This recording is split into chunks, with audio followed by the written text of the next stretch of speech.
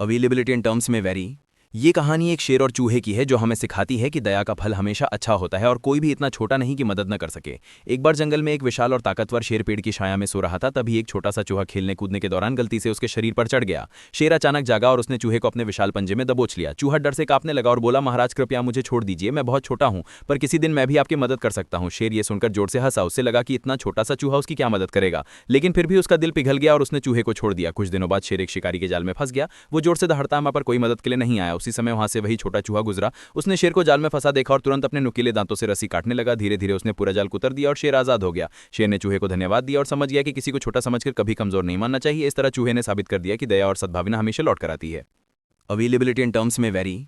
ये कहानी एक शेर और चूहे की है जो हमें सिखाती है कि दया का फल हमेशा अच्छा होता है और कोई भी इतना छोटा नहीं कि मदद न कर सके। एक बार जंगल में एक विशाल और ताकतवर शेर पेड़ की छाया में सो रहा था। तभी एक छोटा सा चूहा खेलने कूदने के दौरान गलती से उसके शरीर पर चढ़ गया। शेर अचानक जागा और उसने चूहे को अपने विशाल पंजे में दबोच लिया। चूहा डर से कांपने लगा और बोला, महाराज कृपया मुझे छोड़ दीजिए, मैं बहुत छोटा हूं, पर किसी दिन मैं भी आपकी मदद कर सकता हूं। शेर ये सुनकर जोर से हंसा। उससे लगा कि इतना छोटा सा चूहा उसकी क्या मदद करेगा, लेकिन फिर भी उसका दिल पिघल गया और उसने चूहे को छोड़ दिया। कुछ दिनों बाद शेर एक शिकारी के जाल में फंस गया। वो जोर से दहाड़ता, पर कोई मदद के लिए नहीं आया। उसी समय वहां से वही छोटा चूहा गुजरा। उसने शेर को जाल में फंसा देखा और तुरंत अपने नुकीले दांतों से रस्सी काटने लगा। धीरे धीरे उसने पूरा जाल कुतर दिया और शेर आजाद हो गया। शेर ने चूहे को धन्यवाद दिया और समझ गया कि किसी को छोटा समझकर कभी कमजोर नहीं मानना चाहिए। इस तरह चूहे ने साबित कर दिया कि दया और सद्भावना हमेशा लौट कर आती है।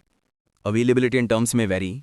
ये कहानी एक शेर और चूहे की है जो हमें सिखाती है कि दया का फल हमेशा अच्छा होता है और कोई भी इतना छोटा नहीं कि मदद न कर सके। एक बार जंगल में एक विशाल और ताकतवर शेर पेड़ की छाया में सो रहा था। तभी एक छोटा सा चूहा खेलने कूदने के दौरान गलती से उसके शरीर पर चढ़ गया। शेर अचानक जागा और उसने चूहे को अपने विशाल पंजे में दबोच लिया। चूहा डर से कांपने लगा और बोला, महाराज कृपया मुझे छोड़ दीजिए, मैं बहुत छोटा हूं, पर किसी दिन मैं भी आपकी मदद कर सकता हूं। शेर ये सुनकर जोर से हंसा। उससे लगा कि इतना छोटा सा चूहा उसकी क्या मदद करेगा, लेकिन फिर भी उसका दिल पिघल गया और उसने चूहे को छोड़ दिया। कुछ दिनों बाद शेर एक शिकारी के जाल में फंस गया। वो जोर से दहाड़ता, पर कोई मदद के लिए नहीं आया। उसी समय वहां से वही छोटा चूहा गुजरा। उसने शेर को जाल में फंसा देखा और तुरंत अपने नुकीले दांतों से रस्सी काटने लगा। धीरे धीरे उसने पूरा जाल कुतर दिया और शेर आजाद हो गया। शेर ने चूहे को धन्यवाद दिया और समझ गया कि किसी को छोटा समझकर कभी कमजोर नहीं मानना चाहिए। इस तरह चूहे ने साबित कर दिया कि दया और सद्भावना हमेशा लौट कर आती है।